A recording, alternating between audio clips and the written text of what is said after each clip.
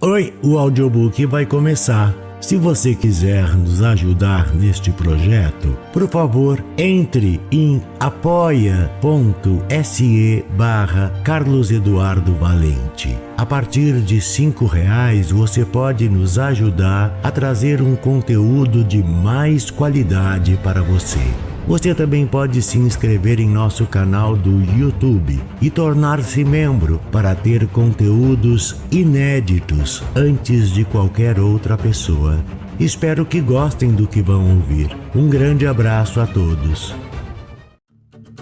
Use seu fone de ouvido para uma maior imersão. Do narrador Carlos Eduardo Valente. Contato carlão50@gmail.com. Amor e Desamor, de Caio Fernando Abreu. Inesperada, encarou-o pedindo. Dentro do ônibus que corria para um destino com a segurança dos que sabem para onde vão, ela de repente se assumiu em fêmea e simplesmente pediu.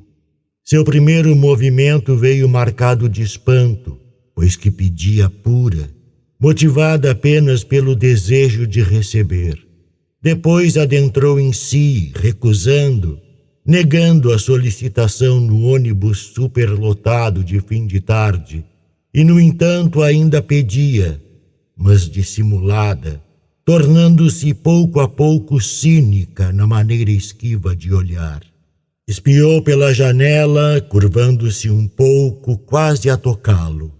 A natureza de fora do ônibus discorria cinzenta, meio amorfa, desfeita em tons que não chegavam a se afirmar em cores. Dentro escorria também, sem conseguir a nitidez de qualquer palavra. Subira no ônibus tão despreparada, disse baixinho, procurando encontrar a exclamação que não existia. E súbito o homem estava ali, de óculos, entradas fundas no cabelo, olhando perdido pela janela. Era bonito.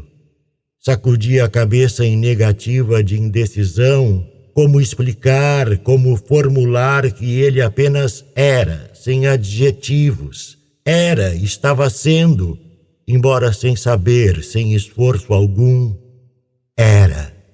E ela pedia. Quebrava-se toda por dentro num movimento entre pudor e medo, voltando a cabeça para espiá-lo a seu lado, as mãos postas em repouso sobre as calças bege claro.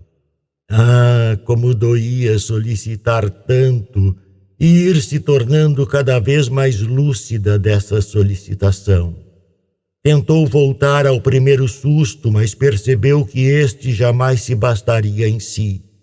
Era o desassustado começo do medo, e o resto se faria a caminhada lenta de olhar para trás, para os lados, a ver se não estava sendo vigiada. Impossível, pois, voltar ao impacto primeiro, que era um nada de exigência não doída porque desconhecia a si mesma. A compreensão que ia atingindo doía.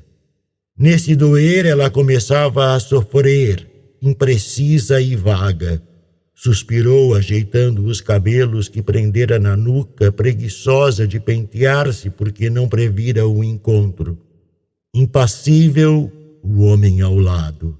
E já não era mais capaz de defini-lo. Ele se transformara no que ela sentia. E além dessa compreensão, percebendo sábia que o seu sentir era tão dentro e vago como as coisas interiores, que ela não poderia jamais sabê-lo em lucidez completa. Conseguia adivinhar o externo, mas o interno se perdia indefinido em sombras. O ônibus discorria no asfalto, o tempo escorria no relógio. Tudo ia em frente, ela se comprimindo cada vez com mais ardor. Ultrapassara o susto, mas, temerosa de sofrer por amor, caíra na paixão. Absurda e mexicana e encerrada em si, independente do que a despertara. Paixão. Pelo homem que era o objeto mais à mão, com a mesma intensidade com que amaria o único coqueiro da ilha onde estivesse náufraga. De repente, se alguém a olhasse, ela perturbaria com sua turgidez ampla de fêmea em ritual de amor. Os olhos se haviam agrandado, a boca fremia num aparente mistério, porque jamais alguém conseguiria compreendê-la ou aceitá-la em sua quase obscenidade. Ela avançara rápido demais, e agora já não cabia dentro de si. Perdera-se completamente. Os lábios mordidos e o frio do suor nas palmas das mãos a complicavam ainda mais. Irritava-se com as pequenas coisas que tentavam afastá-la de sua danação. A peruca loira da mulher em frente, os solavancos do ônibus, o vento que entrava pela janela aberta. Então quase odiava o que não contribuía para o amor desesperado gritando dentro dela. Foi aí que o ônibus parou e ela desceu. Não sabia se antes ou depois ou no lugar exato onde devia. Não sabia ainda se fugira ou se aceitara. Um carro passou molhando-a da água da chuva que caíra à tarde. Era noite. Assoou o nariz. Esbarraram nela, o choque fazendo-a enrijecer numa tentativa de decifração. O ônibus ia longe, dobrando a esquina. A silhueta do homem, confundida com as outras, não conseguia mais ligar os pensamentos, recordar em que caíra e como caíra e por que caíra. Enveredou lenta pela galeria, alcançou a escada rolante.